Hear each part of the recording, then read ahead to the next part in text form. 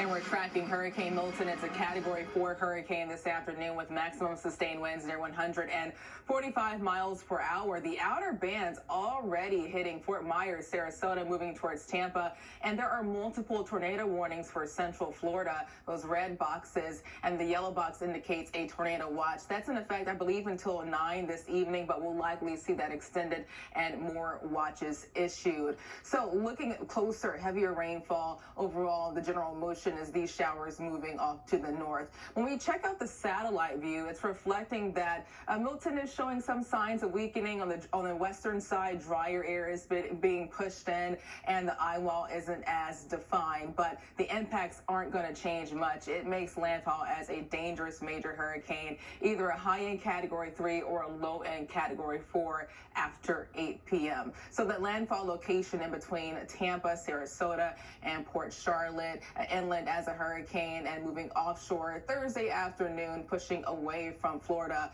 Friday into early Saturday. There's going to be a very large wind field, so damaging winds are possible far inland for a big part of the state. Near the eye wall, max sustained winds near 110 miles per hour are possible. That includes parts of Sarasota, Tampa, Fort Myers, and Orlando. In between Fort Pierce, 74 miles per hour or higher, 58 for spots north and off to the south. And due to the size, a large area of destructive storm surge is possible.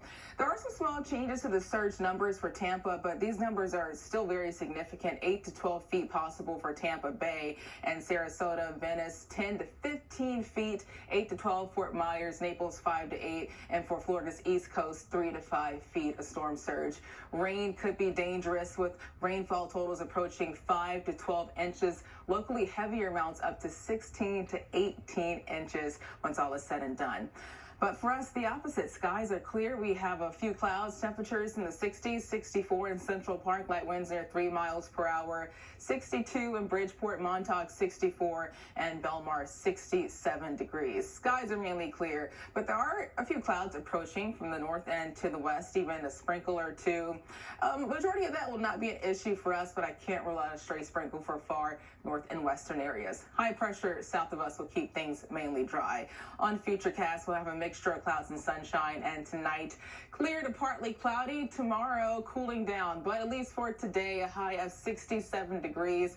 Tonight down to 49, the 30s, and the coldest spots. And tomorrow 61. Some areas could struggle to get out of the upper 50s. For the rest of the 7-day forecast, Friday 67, 74 Saturday, and look at early next week falling below average. High temperatures in the upper 50s and the lower 60s. I've been looking at live cameras of the winds down in Florida, and you can see they're really kicking up right now. So fingers crossed for everybody. We'll be right back.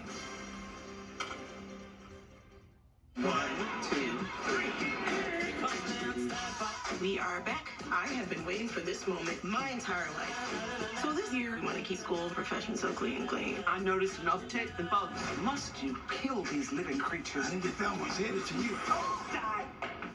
Oh. Just to be safe, the second floor is now blocked off from the first floor. It's like a cool club with an upstairs VIP. You'll have to use your imagination as to what that's like. Here comes the